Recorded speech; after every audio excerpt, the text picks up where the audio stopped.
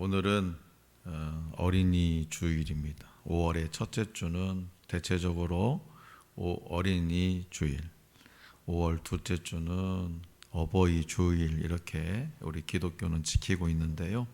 이 어린이 주일은 우리가 우리 교회가 어린이들을 사랑하고 있다고 입으로 말해주고 또 안아주는 그런 기념주일이에요. 그리고 우리가 어떻게 하나님을 믿어야 하는지에 대해서도 알려주어야 하는 주일이 바로 어린이 주일입니다. 그리고 초록이 무성해지는 이 시기에 어린이에 대해서 생각한다는 것은 참 감사한 일입니다. 왜냐하면 푸르렀던 나무가 꽃을 피우고 열매를 맺는 것처럼 어린이들이 활짝 피어나기를 축복하고 기도할 수 있기 때문입니다. 그래서 아이들은 우리의 보배요, 또 축복입니다. 생각해 보면 아이들 때문에 부모가 위로를 받았고 기쁨을 누렸고 또 힘을 얻습니다. 살만한 용기도 얻었습니다. 아이들 때문에 살아야 할 이유도 생겼습니다. 그러니까 부모들이 아이들에게 식사를 챙겨주고 학교를 보내주고 또 어떤 계획을 플랜을 짜준다고 해도 아이들이 살만한 이유나 용기를 얻지는 않습니다. 그러나 부모는 아이들이 있다는 사실만으로도 살아야 할 이유와 용기를 얻게 되는 거죠. 그렇기 때문에 부모가 자녀를 위해서 존재하는 것이 아니라 자녀가 부모를 위해서 존재하는구나라는 사실을 깨닫게 되는 거죠. 이러한 사실에 대해서 성경은 이렇게 증언합니다. 시편 127편 3절 말씀인데요. 보라, 자식들은 여호와의 기업이요 태의 열매는 그의 상급이로다. 이처럼 자녀는요, 하나님의 선물이라는 거예요. 하나님께서 부모에게 주시는 위로요 상급입니다. 그렇기 때문에 부모는 자녀를 대할 때마다 무거운 짐이나 왼수 덩어리가 아니라 어떤 부모에게 주어진 형벌처럼 생각해서는 안 됩니다. 아이들은 부모로부터 멸시를 받거나 부당한 대우를 받을 이유가 전혀 없습니다. 그 이유는 바로 모든 어린이는 그 존재만으로 부모에게 기쁨과 의미를 주기 때문입니다. 아마 여기 계신 분들에게는 자녀가 있거나 앞으로 또 자녀를 얻게 될 겁니다. 그 아이들이 크든 작든 그들은 우리의 분기시고요 상급이라는 사실을 기억할 필요가 있습니다. 자, 그렇다면 우리 자녀들은 그저 부모에게 위안과 기쁨을 주는 존재일까요? 이에 대해서 오늘 우리에게 주신 본문 말씀은 자녀가 부모에게 그리고 또 어른에게 어떤 존재인가를 분명히 전하고 있습니다. 다시 말해서 우리들의 자녀는요, 하나님께서 원하시는 인간의 모습을 계시의 통로라는 겁니다. 인간의 모습을 보여주는 계시의 통로가 바로 뭐냐? 자녀예요. 어린아이예요. 하나님께서 원하시는 인간의 모습. 또한 어린아이를 통해서 세상과 천국의 질서와 원리가 다르다는 것을 가르쳐 주십니다. 누구를 통해서요? 어린아이를 통해서. 예수님의 사역이 막바지에 이르고 제자들 사이에서 천국의 아들들로서 누리게 될 특권에 대한 기대가 커지자 그들은 경쟁적인 비교의식으로 천국에서는 누가 큰지에 관심을 두기 시작했습니다. 그러니까 세상에서는 남들보다 높아지는 것에 가치를 부여합니다. 그래서 제자들은 이제 예수님이 왕으로 다스릴 나라가 곧 세워지리라고 생각해서 국정에 한 자리를 놓고 논쟁하기 시작한 거죠. 본문 말씀 1절에는 그저 단순하게 질문한 것으로 이렇게 기록되지만 다른 복음서를 보면요, 그들 사이에 큰 다툼이 있었음을 알 수 있어요. 장차 누가 더 높은 자리를, 예수님 다음 자리가 누구냐, 2인자가 더 높은 자리를 차지할 것인지에 대해서만 열띤 토론을 벌였습니다. 자, 마가복음 9장 34절을 먼저 보겠습니다. 마가복음 9장 34절 시작. 그들이 잠잠하니 이는 길에서 서로 누가 크냐 하고 쟁론하였음이라. 다퉜다는 거예요. 큰 소리. 네가 어때 내가 어때. 또 두 번째 누가복음 9장 46절 말씀이에요. 시작. 제자들 중에서 누가 크냐 하는 변론이 일어나니. 다 똑같은 말이에요. 서로 큰 소리로 다퉜다는 거예요. 제자들은 예수님이 구세주이심을 고백했고 하나님의 영광이 임한 것을 보았습니다. 하지만 그들의 다음 행동은 정말 어처구니가 없게도 세상 사람들과 다를 바 없는 권력 다툼이었다라는 거예요. 예수님이 구세주임을 고백하고 하나님의 영광이 임한 것을 보았지만 그들의 다음 행동은 뭐냐? 권력 다툼, 자리 싸움이었다라는 거예요. 정말 어처구니가 없잖아요. 다시 말해서 그들은 예수님과 하나님 나라에 대한 지식을 얻었는지는 몰라도 그들은 아직 그 나라의 진정한 백성이 되지는 못했습니다. 예수님의 고난과 죽음과 부활에 대해서 깊이 묵상하지 못했다는 거예요. 그렇기 때문에 지식과 믿음은 별개입니다. 이건 명언이에요. 지식과 믿음은 별개예요. 이번 한 주간 동안에 우리 김유곤 집사님, 사모님, 저하고 이렇게 전도 대상자들을 만나러 다니고 신방하고 했어요. 그분들이 대체적으로 어떤 분들이냐? 다 소시적에 한가닥 했던 사람들이에요. 교회 생활에 대해서 모르는 게 없습니다. 지식이 뛰어납니다. 그런데 그거하고는 믿음하고는 전혀 별개라는 거예요. 왜요? 지금은 예배를 안 나오니까. 그만큼 신앙생활에 대해서, 교회 생활에 대해서, 하나님에 대해서 정말 한가닥 할 정도로 지식이 있다고 하면 그 어떤 상황에서도 믿음이 흔들리지 않아야 되지 않겠어요? 그런데 그 지식과 믿음은 별개라는 거예요. 그래서 예수님은 그들의 본심을 아시고 한 아이를 불러 가운데다 딱 세우시고 하나님 백성의 기본 조건을 알려주십니다. 하늘나라 백성이 되려면 어떤 조건이 있어야 되는지를 한 아이를 그들 가운데 세우시고 알려주시고. 자, 본문 말씀 3절을 우리 다 같이 받들겠습니다. 시작. 이르시되 진실로 너희에게 이르노니 너희가 돌이켜 어린아이들과 같이 되지 아니하면 결단코 천국에 들어가지 못하리라. 아멘. 우리 주님은 어린아이와 같이 되는 것이 하나님 백성의 기본 조건이고 그래야 천국에 들어갈 수 있다고 말씀하십니다. 여기서 어린아이란 누구의 통치를 받는 것을 당연히 여기고 자신을 낮추는 존재를 의미해요. 누구의 통치를 받는 것을 당연하게 여기고 자신을 낮추는 존재, 이게 어린아이예요. 얘야, 슈퍼에 가서 두부 한 번만 사올래? 예 하고 가는 거예요. 이게 어린아이예요. 월삭 새벽 가족기회 드립니다. 예, 아멘. 나오는 거예요. 오늘 또 한 명도 안 나오잖아요.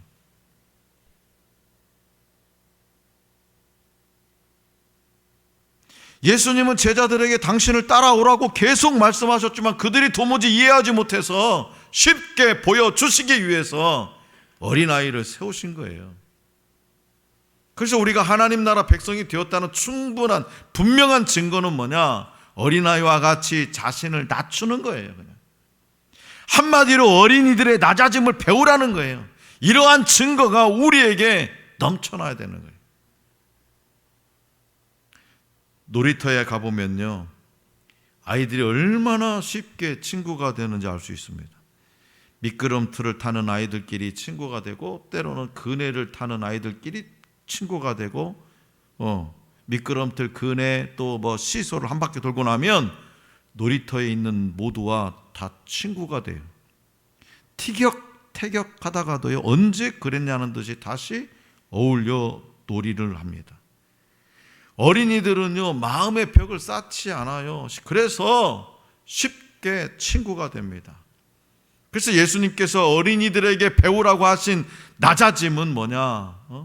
어린아이들에게 배우라고 하신 이 낮아짐은 뭐냐? 마음의 벽을 낮추는 낮아짐이. 그 예수님은 본문 말씀 4절에서 이렇게 말씀하시잖아요. 다 같이 4절 시작.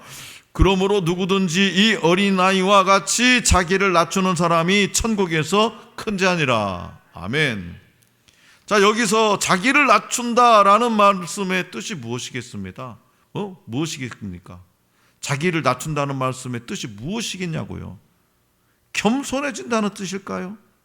흐름상 그런 의미로 이해할 수도 있습니다. 하지만 아이들에게 겸손이 무슨 큰 의미가 있겠습니까? 어린 아이들에게 야, 너 좀 겸손해라. 아니 3살짜리 아이한테 야, 너 좀 겸손해. 이렇게 말합니까? 대체적으로 겸손하라는 말은 대체적으로 어느 정도 장성한 사람한테 하는 말이잖아요. 그러나 흐름상 그런 의미로 이해할 수 있습니다. 그리고 실제로 어린아이들이 어떻게 겸손을 배우며 겸손할 수 있겠습니까? 성숙한 어른들도 겸손하기가 어려운데 말이죠. 자, 그렇다면 이 말씀은 어떤 뜻이냐? 어린아이와 같이 자기를 낮춘다라는 이 말씀은 돌이켜 어린아이와 같이 되지 아니하면이라는 3절 말씀과 연결이 되어서 어린아이로 돌아가야 한다, 그런 의미예요. 다 잘할 만큼 다 자랐어도 어린아이로 돌아가야 된다. 그렇다면 어린아이로 돌아간다는 건 무슨 뜻입니까? 어린아이는 홀로 존재할 수 없는 존재죠. 특히 갓난아기는 더욱 그렇습니다. 동시에 어린아이는요, 고요하고 평온해요. 어머니와 아버지 품에 고요히 잠들어 있습니다. 모든 것을 부모에게 의지하고 부모만 바라보고 모든 것을 맡기고 살아가요. 이것이 바로 낮아짐이고요, 어린아이와 같이 되는 모습이에요. 돌이켜 어린아이와 같이 되는 거예요. 아이가 자기 생각대로 하려고 할 때에, 아이가 자기 생각대로 할 때부터 부모에게는요, 그 자녀가 근심덩어리가 되는 거죠. 자기 마음대로 하고 싶어. 그냥 초딩 때까지만 해도 부모가 얘기하면 네 하는데, 이제 요즘은 빠르더라고요. 그것도 중이들이 더 그냥 중이 때. 자기 생각대로 할 때부터 부모에게 자녀는 근심이 돼요. 물론 자아를 찾아가는 시기도 중요하지만 하나님이 우리 인간에게 원하시는 모습이 어린아이와 같은 모습이에요. 모든 것을 주님께 맡기고 모든 힘을 빼고 그 안에서 평온을 누리는 참다운 자녀됨의 모습을 우리 주님은 원하고 계십니다. 그렇기 때문에 예수님은 다시 한번 분명히 말씀하세요. 어린아이는 단순히 어른들에게 위로를 선사하는 존재가 아니라고, 오히려 우리 인간이 돌이켜야 할 인간 본연의 모습을 지녔다고 말씀하십니다. 다시 말해서 성인들이 온전한 인간의 모습이 아니라 어린아이가 진정한 인간의 모습이라는 사실을 오늘 우리에게 알려주고 계십니다. 그래서 우리는 그동안 어린아이는 그저 어른이 되기 전 성장 과정에 있을 정도의 존재로 이해해 왔습니다. 그러나 예수님은 달리 말씀하시더라는 거죠. 어린아이는 우리가 모델로 삼아야 할 인간의 온전하고 모범적인 모습이다, 이렇게 말씀하세요. 어린아이는 우리가 어른들이 모델로 삼아야 할 인간의 온전하고 모범적인 모습이다. 한 걸음 더 나아가 예수님은 이렇게 말씀하십니다. 본문 말씀 5절입니다. 다 같이 받들겠습니다. 5절 시작. 또 누구든지 내 이름으로 이런 어린아이 하나를 영접하면 곧 나를 영접함이니. 아멘. 여기서 예수님은 아이들을 영접하는 것을 예수님 자신을 영접하는 것으로까지 연결하십니다. 예수님의 말씀을 깊이 묵상해 보면 그 의미는 다음과 같습니다. 천국에는 어린아이와 같은 사람들이 들어간다. 그리고 어린아이를 영접하는 자는 예수님을 영접하는 것이다. 성도 여러분, 그렇다면 천국은 누가 들어가는 곳이라고요? 물론 예수님을 믿는 사람들이 들어갑니다. 그러나 오늘 예수님의 말씀을 통해서 우리가 확인해 본다면 천국은 어린아이들이 들어갑니다. 천국에는요, 어린아이들이 가득합니다. 그곳이 천국이에요. 예수님이 계신 곳이 어디입니까? 바로 어린아이들이 있는 곳이에요. 어린아이들이 가득한 곳, 그곳에 예수님이 계십니다. 예수님은 어린아이들, 곧 우리의 자녀들과 천국, 그리고 예수님의 현존을 연결시키셨어요. 다시 말해서 어린아이 안에 천국이 있다. 그리고 아이들 안에 주께서 계신다라는 말씀입니다. 당시 유대 문화에서는요, 아이들을 인간으로 취급하지 않았어요.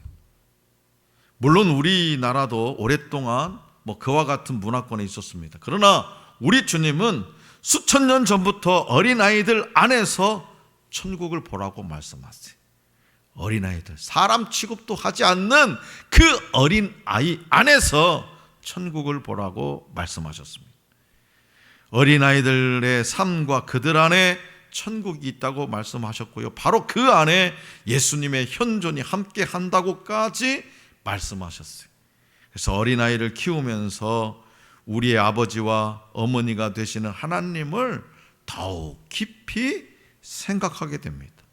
하나님을 계시하는 통로가 바로 자녀들이고 또 어린 아이들이라는 사실을 오늘 우리는 마음에 새겨야 될 줄로 믿습니다.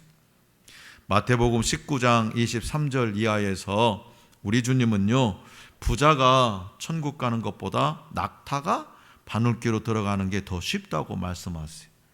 낙타가 바늘귀로 통과할 수 없는 것이 일반 상식이죠. 그죠?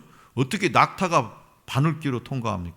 통과할 수 없는 게 일반 상식. 그런데 부자가 천국을 갈 수 없는 것이 그것보다 더 어렵다고 말씀하셨습니다. 아니, 어린아이도 갈 수 있는 천국을, 어린아이도 갈 수 있는 천국을 왜 부자는 못 갈까요? 그 이유는 바로 부자는 우리 주님을 어린아이처럼 의존하지 않기 때문입니다. 돈을 의지합니다. 돈으로 모든 것을 다 합니다. 부자는 어린아이가 부모에게 매달리는 것처럼 하나님께 의탁하지 않습니다. 그러나 전적으로 부모에게 의탁하는 어린아이처럼 주님께 모든 것을 의지하는 사람은 천국에 들어갑니다. 어린아이들은요, 가진 것이 없으니까 가진 것을 의지하지 않아요. 가진 것이 없으니까 가진 것을 의지하지 않아요. 어린아이들은 자기의 능력이 없기 때문에, 아무런 능력이 없기 때문에 오직 주님만 의지합니다. 그런 사람 앞에는 천국이 활짝 열려 있습니다. 어느 날 부자 청년이 주님께 묻습니다. 선생님, 내가 어떻게 해야 천국에 갈 수 있습니까? 주님은 명확하게 정답을 알려주셨죠. 네 소유를 다 팔아서 가난한 사람에 나눠주고 너는 나를 따르라. 무슨 뜻입니까? 네가 가지고 있는 거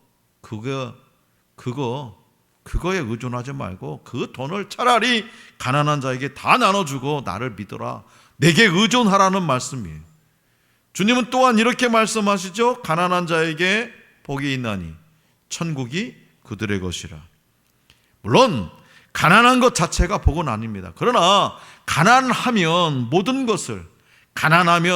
것을 주님께 의탁하기 때문에 그런 자에게는 천국이 열려있어요. 다시 말해서 부모 뜻에 따르지 않으면 살 수 없는 어린 아이들의 생존 법칙을 배워야 한다고 우리 주님은 말씀하세요.